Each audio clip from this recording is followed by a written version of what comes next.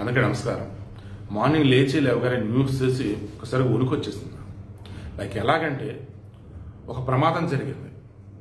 ఆ ప్రమాదం జరిగిన తర్వాత దాని మీద ఒక కమిటీ వేస్తారు, రిపోర్ట్ వస్తుంది, ఇటువంటి జరగడం చూసుకుంటా ఉంటారు. అగైన్ మరలా కొన్ని సంవత్సరాలకి అటువంటిదే మళ్ళీ ప్రమాదం జరిగింది. దాన్ని పాత రిపోర్ట్ పక్కన పెడతారు, మరలా కొత్తగా రిపోర్ట్ అంటారు.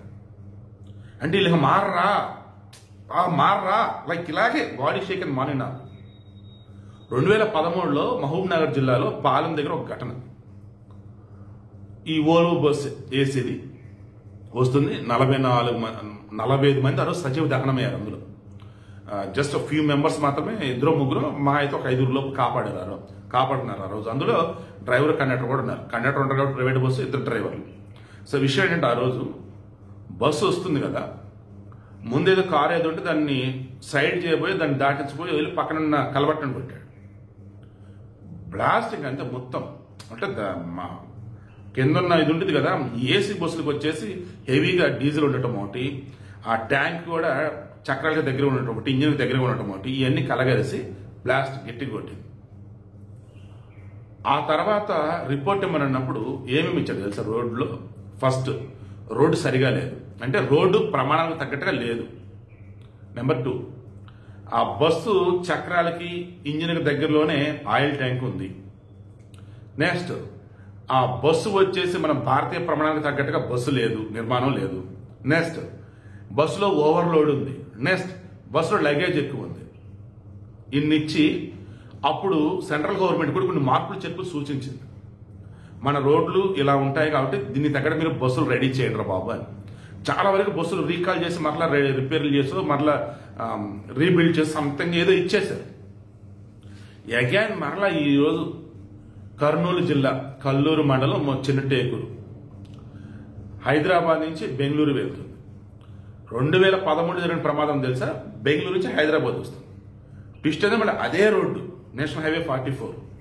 సరే, నిన్న వేమూరి ట్రావెల్స్ అంటారు, ముందు బస్సులు పెట్టాను కదా, తర్వాత వచ్చేసి ఆ బస్సు నెంబర్ పెట్టాను, ఆ తర్వాత వచ్చేసి ప్రమాదంలో ఎవరెవరైతే కాపాడబడ్డారో నిన్న వాళ్ళ లిస్టు పెట్టాను చూడండి. సో విషయం ఏంటి, ఇప్పుడు హైదరాబాద్ నుంచి బెంగళూరు వెళ్తుంది వేమూరి కావేరీ ట్రావెల్స్ అనేది ట్రావెల్స్. బస్సు నీట్గా ఉంది, అంతా బాగుంది. అరౌండ్ 3:30 అవుతుంది. ఈ కల్లూరు మండల ఏరియాకి వచ్చేటప్పటికి ఫస్ట్ వచ్చిన వార్త ఏంటంటే, అక్కడ చిన్నపాటి క్రాసింగ్ ఏదో ఉంది, ఫ్రంట్ నుంచి బైక్ ఏదో వెళ్తూ ఉన్నప్పుడు బస్సును గుద్దుకుంది. బస్సును గుద్దుకున్నప్పుడు ఫ్రంట్ ఉన్నటువంటి బైక్ మీద ఉన్న వాళ్ళు చనిపోయారు. ఈ లోపు వచ్చేసి బస్సుకి మంటలు అంటుకున్నాయి. అది చిన్నపాటి మంటలే కదని చెప్పేసి డ్రైవరు, డ్రైవరు అంటే ఇంకో డ్రైవర్ ఉంటారు కదా, నైట్ టైం అని, ఇద్దరు కలగలిపి వాళ్ళ దగ్గర ఎయిర్ బబుల్స్ లాంటివి ఏదో ఉంటే ఆ స్ప్రే ఏదో చేసి మంటలు ఆపడానికి ట్రై చేశారు. అవ్వట్లేదు, ఏదో ప్రమాదం కొంచెం గట్టిగా ఉందని చెప్పేసి అన్నారు. ఈలోపు ఎమర్జెన్సీ విండో పగల కూడా కొంతమంది దూకేస్తున్నారు. ఆ తర్వాత ఏమైంది, మంటలు పెరిగిపోయినాయి. మొత్తం బయటకు వచ్చిన ఎంతమంది అంటే, ఇది వెనకట అటాచ్ చేసింది వీళ్ళు, డ్రైవరు, కో డ్రైవరు, మిగతా కొంతమంది, మొత్తం 12 మంది అంటున్నారు. అందులో వచ్చేసి బస్సులో 42 మంది ఉన్నారని అంటున్నారు. 12 మంది అంటే 30 మంది. అందులో ఎంతమంది చనిపోయారు ఇంటికి లిస్ట్ రావాలి. 25 మందికి పైగా చనిపోయారు అంటున్నారు. బట్ ఎక్కువ మంది బ్రతకాలని కోరుకుంటున్నారు. ఇక డ్రైవర్ తప్పిదను వాడు ఎందుకు యూజ్ చేస్తాను, నేను డ్రైవర్ మీద బలి చేయాలను, అది శిక్షించాలని కాదు. మిడ్ నైట్ ప్రమాదం జరిగింది, మంట అంటుకుంది. ఆ మంట చిన్నదా పెద్ద తర్వాత గాఢ నిద్రలో జనాలు ఉన్నా కానీ అనకూడదు. కానీ ఆ ఎమర్జెన్సీ విండో ఒకటి ఉంటుంది అండ్ ఫ్రంట్ డోర్ ఒకటి ఉంటుంది అంతే. ఇక మధ్యలో ఎక్కడ డోర్లోనూ ఏముంది ఏసీ బస్సులకి. నిన్న వెనుజులాలో ఒక విమానం అండి టేక్ ఆఫ్ అండ్ కాసేపు మొత్తం కూలిపోయింది. మొన్న ఆ మధ్య సముద్రంలో పడిపోయింది. ఇలా చెప్పుకుంటూ పోతే అది విమానమా, బస్సా, రైలా ఏదని కాదు. మనిషి అన్నవాడు ఒక చోట నుంచి ఒక చోట బయలుదేరుతున్నప్పుడు మధ్యలో వాడికి ఆయుష్ ఉంటే ఇంటికి వస్తున్నాడు, లేదన్నప్పుడు పోతున్నాడు. అలా ఉంది ఇప్పుడైతే. బట్ మన జాగ్రత్త మనం తీసుకోవాలి. గాలి దేం పెట్టి దేవుడా నీదే భరవని మాత్రం అనకూడదు. ఇప్పుడు విషయం ఏంటంటే, ఇప్పుడు అతను లేపాలి కదా జనాలని. ముందు బస్సు దిగండి, మంటలు అనుకోండి, క్లియర్ అయ్యాక మళ్ళీ మనం బయలుదేరదాం అని అనాలి కదా. అలా అనలే. నిర్లక్ష్యం కాదా, అజాగ్రత్త కాదా? ఈలోపు అతను ట్రై చేస్తూనే ఉన్నాడు. ఇక మంటలు పెరిగిపోతున్నాయి, అరిస్తే అప్పుడు ఎమర్జెన్సీ పట్టుకుని కొంతమంది ఫ్రంట్ పోద్దాం అంటే అక్కడ మంటలు మొత్తం ఫ్రంటేనా. అండ్ కొన్నిసార్లు ఈ ఫైర్ ఉన్నప్పుడు డోర్లు ఓపెన్ అదో సమస్య. నాకు తెలిసి బస్సు చూసి స్లీపర్ బస్సులా ఉంది. నా బాధ మీకు అర్థమవుతుందా? ఆ డ్రైవర్ కనుక ముందే కనుక చిన్న యాక్సిడెంట్ అయింది, అందరు బస్సు దిగండి, అంత అయ్యాక మళ్ళీ వెక్కుదామంటే అయిపోదు. వెనకాల వచ్చే బస్సులు మిగతావన్నీ కూడా పక్కన ఆపేశారు. ప్రమాదం జరిగినప్పుడు ఆటోమేటిక్గా ఆపుతారు. నైట్ అండ్ మీతో సహకరించేవారు చేయలే. ఈలోపు మంటలు అంటుకున్నాయి. పోనీ చుట్టుపక్కల ఎవరన్నా వచ్చున్నారా అంటే వెనకాల అద్దాలు పగలగొట్టాను సైడ్ బయటికి తీయాలి. మరి ఎవరు అక్కడ చేయలే. ఇంకో విషయం చెప్తున్నా, సేమ్ 2013 జరిగిన ఇన్సిడెంట్ ఏదైతే ఉందో అదే ఇక్కడ కూడా కారణం. ఏంటి అంటే ఇప్పుడు లేటెస్ట్ తెలుస్తుంది, బైక్ వాళ్ళు ముందు నుంచి రాడు, వెనక నుంచి వచ్చారు. బస్సును గుద్ది ఆ బస్సు కిందకి బైక్ వెళ్ళిపోయారు. ఆ వెళ్ళిపోతున్న మూమెంట్లో ఆ బండికి మీద ఉన్న వాళ్ళు చనిపోయారు. ఆ బైక్తో వెళ్తున్న మూమెంట్లో ఆ బైక్ తాలూకు ఈ బస్సు కింద ఉన్నటువంటి ఇంజిన్, ఆ ఇంజిన్ కింద ఉన్న ట్యాంకు ఇది గుద్దుకుంటూ వెళ్ళిపోయింది. అప్పుడు స్పార్క్ వచ్చేసి మంటలు వచ్చాయి. దాంతో బస్సు అంతా తగలబడిపోయింది. సేమ్ 2013ది ఇది 2 ఒకటే అని నాకు అనిపిస్తుంది. అంటే ఆ ప్రమాద తీవ్రత ఇక్కడ కూడా సేమ్ అదే Ola bus, AC bus.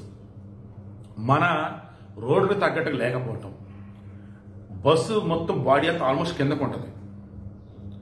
And tank, చక్రాలు, ఇంజిన్ ఆల్మోస్ట్ అన్ని ఒక్కొక్క దగ్గర ఉంటుంది నాకు తెలిసి అయితే. అండ్ ఏసీ గ్యాస్ ఉండిద్ది.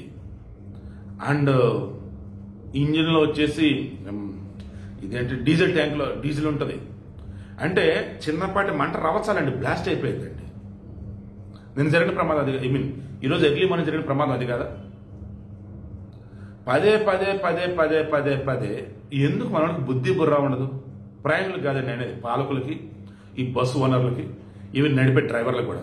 మన డ్రైవర్ని బలిచేద్దాం ఇంట్రెస్ట్ నాకు అసలు లేదు. బట్ ఇక్కడ డ్రైవర్ తప్పిదం ఉంది. ప్రమాదం జరిగిన వెంటనే ముందు బస్సు చంద కింద దించేయాలి. బేసిక్ అండి, రూల్ అండి.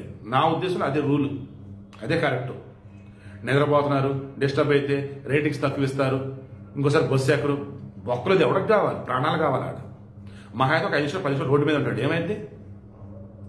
ఏమైంది? అరే జరగదని జరిగితే ఏమైందండి? ఈరోజు ఏమైంది చూస్తున్నాం లేదా? ఇప్పటికే దండం పెట్టి అడుగుతున్నా, పాలకులు అన్న వాళ్ళు ఎవరైనా కానీ, సెంట్రల్లో కావచ్చు, స్టేట్లో కావచ్చు, అధికారులు అన్న వాళ్ళు ఎవరైనా సరే, ఐఏఎస్లు ఐపీఎస్లు కావచ్చు, అంతా ఒకసారి కూర్చొని మన ఇండియన్ రోడ్స్ ఎలాంటివి, ఈ రోడ్డుకి తగ్గట్టుగా బస్సులైనా, లారీలైనా, కార్లైనా ఏవైనా ఎలా ఉండాలి, ఒక రోడ్లో వెళ్తున్న స్పీడ్ ఎంత ఉండాలి. అండ్ ముఖ్యంగా మీ దండం పెడతాను స్వామి, వీలైతే కొన్ని కోట్లు ఖర్చు అయినా సరే ఒకే రోడ్లో 2 వీలర్కి ఒక రోడ్డు, కార్లకు ఒక రోడ్డు, ఈ హెవీ వెహికల్స్కి ఒక రోడ్డు అన్నది పెట్టి సావండి. డబ్బు ఖర్చు అయినా పర్లేదు. ఫారెన్లో అలాగే ఉంటాయి. ఏంది ఇది? హెవీ వెహికల్స్ అదే రోడ్డు, కార్లు అదే రోడ్డు, బైక్లు అదే రోడ్డు. బైక్ అన్నప్పుడు కొంతమంది పిల్లనా కొడుకులు అనకూడదు కానీ, సరే ఏమనుకోవద్దే, వచ్చి రాకుండా బైకులు నడుపుతూ పోతారు, అర్ధరాత్రి తాగి బైకులు నడుపుతూ పోతారు. అదే అనేది నాకు ఇప్పుడు చెప్తాడు, మనం ఎంత జాగ్రత్తగా ఉన్నా ఒక రోడ్డు మీద వెళ్తున్నప్పుడు ఎదుటి నుండి అజాగ్రత్తగా ఉంటే, నిర్లక్ష్యంగా ఉంటే ఇంకా మన ప్రాణం ఎక్కడ ఉండిద్దమ్మా అనేవాడు. సో కంటి తైలప్పలు కనిపెట్టుకు తిరగాలమ్మా అనేవాడు. ఇందుకే. బట్ జరిగింది మాత్రం ఘోరం. ఇందులో ఖచ్చితమైన వ్యవస్థ తప్పు అయితే ఉంది. ప్రయాణాలు వద్దని చెప్పడం అనేది మూర్ఖత్వం అయితే నాది. బస్సు అయినా, విమానమైనా, ఏదైనా దిగాలన్నప్పుడు అదృష్టం ఉండాలని చెప్పడం కూడా కరెక్ట్ కాదు.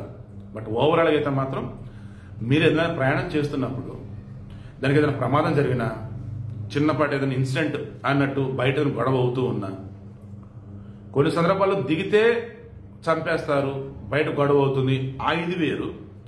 ప్రమాదం జరిగింది అన్నప్పుడు సైలెంట్ దిగి పక్కన జరగండి.